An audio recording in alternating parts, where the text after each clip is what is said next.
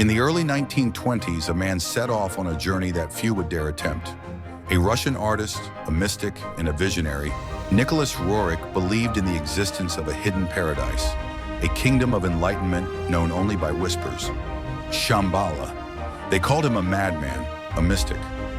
But he was determined. Roerich believed Shambhala was not just a place, but the last hope for a world teetering on the edge of chaos. Nicholas Roerich wasn't just any explorer. He was a painter, a scholar, and a man deeply moved by the mysteries of the East. In Russia, his artwork earned him acclaim. But in his heart, he carried an insatiable desire for something more. A vision of a hidden kingdom where knowledge and compassion reigned supreme. To him, Shambhala was not just a legend, but a real place, a refuge for humanity's wisdom, hidden high in the Himalayas, or perhaps deep within Mongolia's vast desert sands. In 1923, Roerich set out with his family and a small group of loyal followers on what would become an epic journey across Asia. Through snowstorms, searing heat, and near impossible terrain, Roerich's group traveled over 15,000 miles from the peaks of the Himalayas to the heart of the Gobi Desert. The journey was perilous.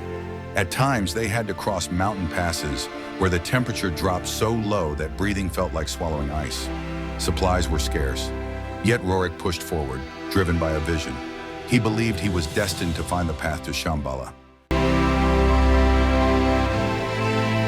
Along the way, Roerich claimed to see signs, evidence that Shambhala was near. He reported glimpses of strange lights dancing over mountaintops, of ancient ruins half buried in sand, and of hermits who hinted at the existence of a sacred land that only the enlightened could reach.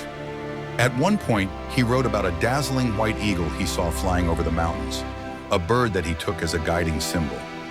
Roerich believed this eagle was a message, a sign that he was close to Shambhala. But what was Roerich really looking for? The legends of Shambhala spoke of a prophecy that one day when the world falls into darkness, a great leader from Shambhala will rise and guide humanity back to peace. Roerich felt this prophecy stirring inside him, pushing him onward.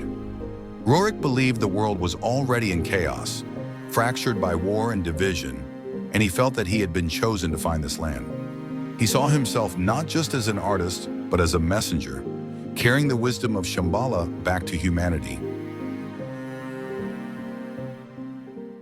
In the high mountains of Tibet, Roerich sought guidance from lamas, spiritual masters who guarded the mysteries of Shambhala.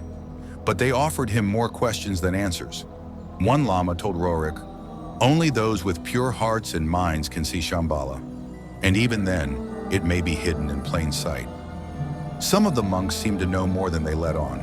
They spoke in riddles, as if hinting that Shambhala wasn't a place you could reach by foot, but only by awakening to its presence within your heart. In the end, Nicholas Roerich never found the physical kingdom of Shambhala, but he left behind something else, a profound message woven into his paintings, his writings, and the mystery he carried back from his journey. For Roerich, Shambhala had become more than just a place. It was a vision, a state of mind, a reminder that peace and wisdom are possible in a fractured world. His travels inspired the Roerich Pact, a treaty signed by over 20 countries, pledging to protect cultural heritage even during times of war. Did Nicholas Roerich find Shambhala? Perhaps, just not in the way he expected. He returned from his journey with a message that resonates to this day. That true peace, true Shambhala, lies not on some distant mountaintop, but within each of us, waiting to be awakened. His story reminds us that sometimes the greatest journeys are not those that lead us to new lands, but those that lead us back to ourselves. If you enjoyed today's video, like and subscribe for more fascinating stories.